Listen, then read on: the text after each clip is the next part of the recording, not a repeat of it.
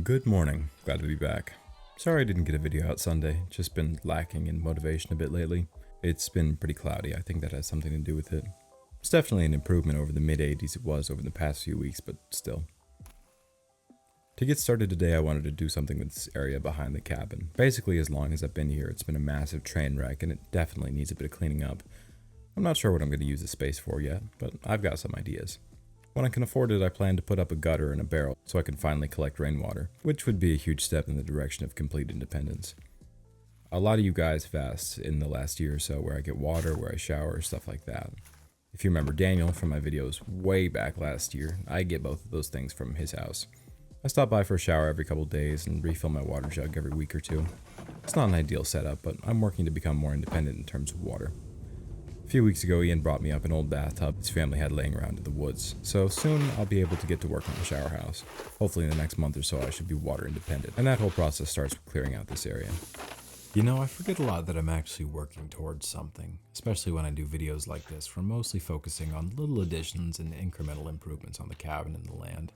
I've been living in a constant state of addition for so long that I think I usually lose the end goal, which is, of course, a well-built and well-earned independence. I don't have that freedom, and it doesn't really feel like I'm ever getting closer, but month by month I make payments on my land, additions to the cabin, expansions, ideas, and it's all growing all the time. I think living like this makes me devalue those little improvements because that's just been the norm for so long, but it is good to take that step back and just get a bucket of gravel in the morning and just treat that as the one step in the road that it is. Because this morning I didn't have this clean back behind the cabin. And now it's something I never have to do again. One step forward. Do my eyes deceive me? Road perils are in season.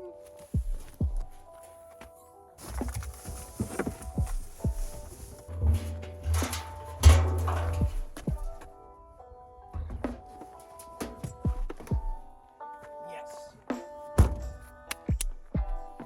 Christmas.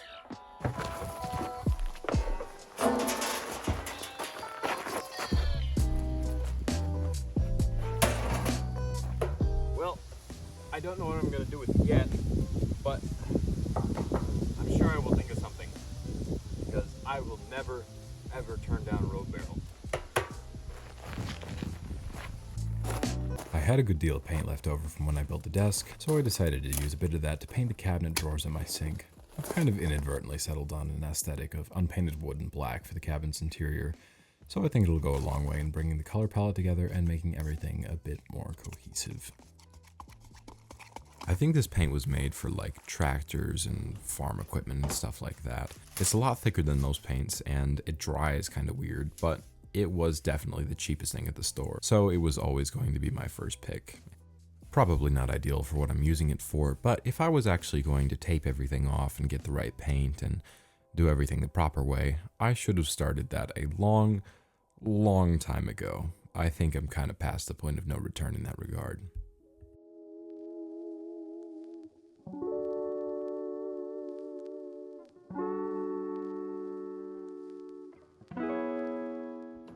While I left that to dry, I headed outside to do some much needed finish work on the far side of the cabin. I left the last two pieces of siding off at the end of last fall, and it's just one of those little things I've been putting off forever. Finishing work is by far the worst part of the process in building. It just drags on forever and there's always more inconvenient bits and pieces left to do. I still have to put siding on the entire back wall, which wouldn't be a problem since I have all the siding I need, but somehow I ended up cutting most of them just a few inches too short, which is a little bit infuriating, as you can imagine. I can still use all that siding for other projects, but a 16-foot plank of this stuff is $30, so to finish the exterior of the cabin I need more money than I currently have.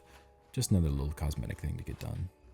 For now, I'm going to put this gravel area to use by making it a sort of staging ground for some of the lumber I'm most likely to use. The rest of it will probably go back under the cabin for now. For the sake of my own peace of mind, I went out and picked up a load of rocks so I could get started on cleaning up the edges a bit. Another cosmetic thing, but it serves the very important function of obscuring the view under the cabin. It has been an awful mess for nearly a year now, and it definitely has to get taken care of soon. But for now, out of sight, out of mind is the best I can do.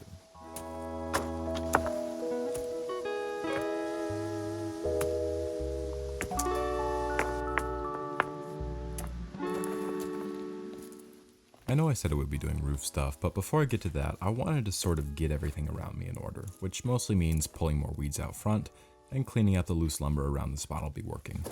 I've never really been able to be productive when something in the back of my mind is screaming about what a giant mess my surroundings are, so I figured I'd take care of that now so it doesn't become a problem later.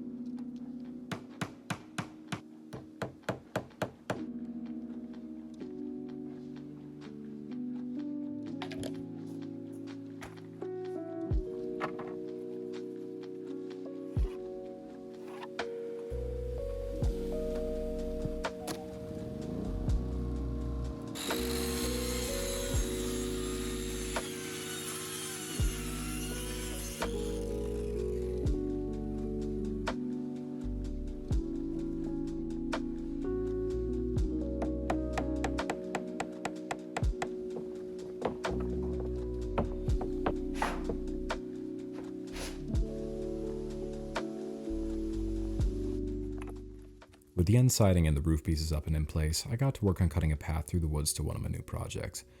This year I've needed a lot of natural earthy materials like sand, gravel, stones, and so forth, so I figured I could get a lot of those things a lot easier by digging a sort of quarry. The soil here is super clay rich as well, so in the future I think I'll try and refine that into something usable for pottery and earthenware, but that's a ways down the road. The trail didn't take too long to clear out. Luckily for me, it's been super rainy around here lately, so I felt more than comfortable to start a fire and burn all the spruce and brush I cleared out. And before you get in the comments to tell me that this is a stupid and dangerous way to start a fire, I am well aware. It's just a fair bit easier, and I find that if you stand far enough away, you're almost always at harm's reach.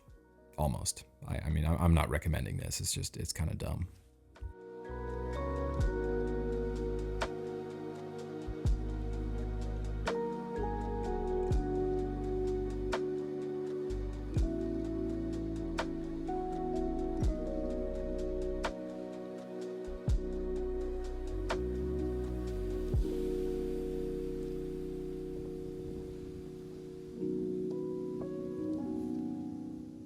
After I got all the trees out of the way, I spent some time raking and got down to the bare soil. When I get the time, I'll of course be graveling all of this and putting a stone border on either side, but right now it's clear enough for my purposes. I won't be digging too much today. All I need is some of the clay in the topsoil. When I tried a stonework path a while back, I found that clay-rich soil does a really great job of locking the stones in place if you pack it in tight enough, so that's what I did. I don't really know whether or not I have an exact end goal for this fire pit in terms of size. I've always loved the idea of a big open courtyard of sorts, so whenever I've imagined this project, I've always imagined an area of stones that extends some 15 feet or so from either side of the fire pit in a circle.